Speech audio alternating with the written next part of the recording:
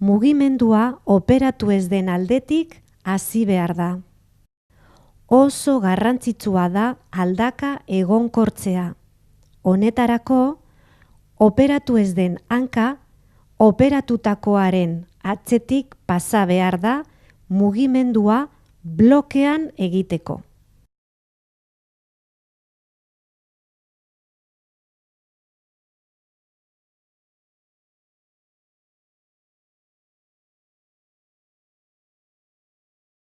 Jaisteko berdin egin behar da.